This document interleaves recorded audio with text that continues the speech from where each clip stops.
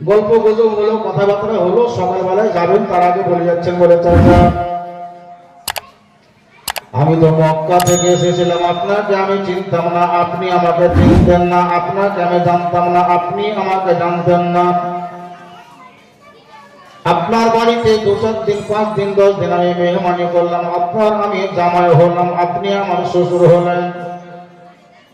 বিয়ে করার পরে আপনার মেয়ে আমার স্ত্রী হলো, আমি তার স্বামী হলাম। 2-4 দিন, 5 দিন সংসার করলাম। আমি তো এখন মক্কা যাব না, বোন আমি যাব সামদেশ ব্যবসা করার জন্য। সেহেতু আমার স্ত্রী মানে আপনার মেয়ে, আপনার হাতে আমি সঁপে দিলাম। আমি এখন সামদেশ চলে যাব। সামদেশে যতদিন আমি ব্যবসা করার মতো প্রয়োজন হবে ততদিন আমার সময়টা কাটিয়ে দেব। আবার সামদেশ থেকে যেদিন আমি মক্কা আসার জন্য রওনা হব, ওই সামদেশ থেকে আসার পথে মদিনায় আমি আশ্রয় নেব। আপনার বাড়িতে আমি একটু আশ্রয় নেব। 2 দিন, 4 দিন, 5 দিন আপনার বাড়িতে আমি মেহমানি করব।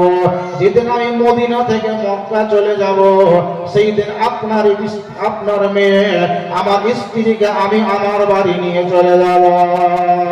হাসিম যখন কথাটা ব্যক্ত করে দিল, হাসিমের শ্বশুরের বক্তব্য বলে, বাবু শোনো, এতদিন পর্যন্ত আমার অধীনে মেয়েটি আমার অধীনে ছিল, এখন তো তোমার সঙ্গে আমি বিবাহ সুসম্পন্ন করে দিয়েছি, তার মানে আমার অধীনে সে আর নয়, আমি তোমার অধীনে তাকে আমি ছেড়ে দিয়েছি।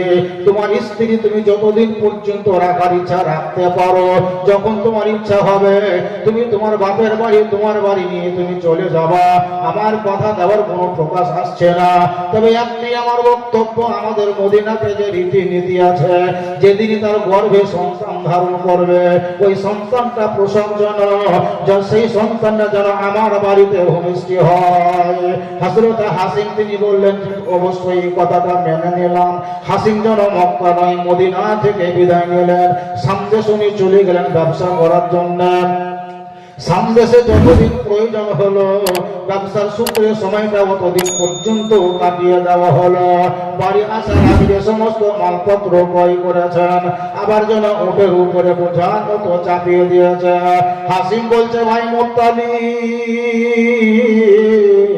আমাদের মালপত্র ক্রয় করা হয়ে গেছে, চলো আমরা আমাদের বাড়ি রওনা হয়ে যাব। এই দিকে হাসিম মুত্তালিবকে বলল, চলো আমরা বাড়ি চলে যাব। 2 ভাই মিলে মদিনার দিকে রওনা হয়ে গেলেন। সামদেশ থেকে বাহির হওয়ার পরে ওনারা মদিনার দিকে রওনা হলেন। রাস্তাতে যত সময় লাগলো লেগে গেল। মদিনা যেদিন তিনারা প্রবেশ করলেন, এখন তো মোবাইলের যুগ, সেই যুগে মোবাইল বলতে ছিল না, খবর দেওয়ার মতো কেউ নাই। হঠাৎ করে শ্বশুরের বাড়িতে জামাই যেন হাজির হয়ে গেল। সামদেশ থেকে আসার সময় মদিনাতে আশ্রয় নিল। এবার হাসিম সহ মুত্তালিব 2 ভাই মিলে শ্বশুর বাড়িতে কয়েকদিন অতিবাহিত করার পরে হাসিম তার শ্বশুরকে বলছে, বলে চাচা গো, আমি এতদিন পর্যন্ত বাহিরেই থেকে গেলাম, মক্কা এখনো আমি যেতে পারিনি। আপনার বাড়িতে কয়েকদিন আমি মেহমানি করলাম, আর মেহমানি করব না। এই সমস্ত মালপত্র গুলা বিক্রি করতে হবে, মক্কাতে আমাকে যেতে হবে। সেহেতু আগামী কালকে আপনার বাড়ি থেকে আমি বিদায় নেব, আপনার মেয়েটাকে আমার সঙ্গে পাঠিয়ে দেবেন। হাসিমের শ্বশুর বলে, বেটা ও হযরত হাসিমের শ্বশুর বলে, বাবু ঠিক আছে, আগামীকাল সকালবেলায় তোমরা রওনা হয়ে যাবে, আমার বাধা দেওয়ার কিছুই নাই, যেহেতু তোমার বাড়ি তুমি নিয়ে চলে যাবা, এতে আমার বাধা দেওয়ার কিছু নাই। সেই দিনটা কেটে গেল, সকাল হলো, আর সকালবেলাতে হাসিম যেন তার বিবিকে সঙ্গে করে নিয়ে, আর হযরত মুত্তালিব যিনি ছিলেন তিনি উটের উপরে, একটা উটের উপরে বসে আছেন, আর হাসিম একটা উটের উপরে বসে তিনার স্ত্রীকে সঙ্গে করে ওনারা মদিনা থেকে মক্কায় যেন চলে এলেন। মক্কাতে ওনারা থাকতে শুরু করলেন। মুত্তালিব যেন ভাবির সঙ্গে গল্প গুজব করে কথাবার্তা বলেন। হাসিম যেন ব্যবসাতে ব্যস্তই ছিল বাবা, মুত্তালিবও ব্যবসাতে ব্যস্তই ছিলেন। যে 2-4 মাস, 2-5 মাস অতিবাহিত হলো। যে সমস্ত মালপত্র ওরা ক্রয় করে এনেছিল সামদেশ থেকে মক্কাতে বিক্রি করার জন্য 2-5 মাস মধ্যে মাল কয়টা সব বিক্রি হলো, লাভ হলো, অনেক টাকা লাভ হলো। হাসিম তার ভাই মুত্তালিবকে বলছে, ভাই মুত্তালিব, আমরা এই বারের মতো যে সমস্ত মালপত্র ক্রয় করেছিলাম লাভজনক টাকাতে বিক্রি করে দিলাম, আর বাড়িতে বসে থাকলে হবে না, চলো আবার আমরা মালপত্র ক্রয় করার জন্য আমরা শাম দেশ রওনা হয়ে যাব। মেরাদার হযরত হাসিম এবং মুত্তালিব দুই ভাই তিনারা যুক্তি করলেন, বলে ভাই গো, অবশ্যই আমাদেরকে শামদেশ যেতে হবে, মাল তো অনেক দিন হলো আমাদের ক্রয় করা বিক্রি করা সমাপ্তি হয়ে গেল, বাড়িতে বসে থাকলে হবে না, চলো আমরা দুই ভাই মিলে আবার শামদেশ চলে যাব।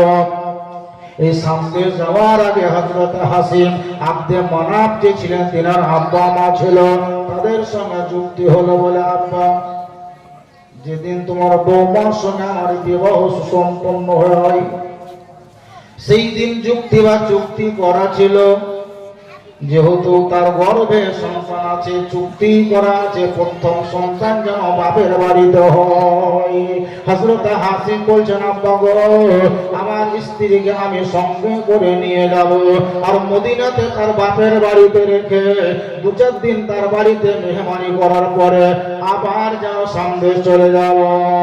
হাসিমের আব্বা বলে, বেটা, তোমাদের যেটাই চুক্তি হয়েছে এটা আমার বাধা দেওয়ার কোন রকমের প্রশ্ন আসে না। তোমরা যেহেতু ব্যবসা করার জন্য যাবে, কয়েক মাস তোমাদের লেগে যাবে, সেহেতু বৌমাকে বাড়িতে না রেখে যেটাই চুক্তি হয়েছে ওটার উপরে নির্ভর করে, আর ওই উপরেই তোমরা তোমার বিবিকে সঙ্গে করে নিয়ে যাও। মুত্তালিবকে হাসিম বলছে, ভাই রেডি হও। আর হাসিম যেন মুত্তালিবকে তার স্ত্রীকে বলছে, তুমি রেডি হও। ওনাদের সব কমপ্লিট হলো। মক্কা থেকে আবার তিনারা বেরিয়ে গেলেন সামদেশে ব্যবসা করার জন্য। ভায়া হয়ে যেতে হবে মদিনা। ওই মদিনাতে শ্বশুর বাড়িতে এসে হযরত হাসিম একটু আশ্রয় নিলেন। শ্বশুরকে বলছেন, আব্বা গো, আপনার সঙ্গে যেটা আমার চুক্তি করা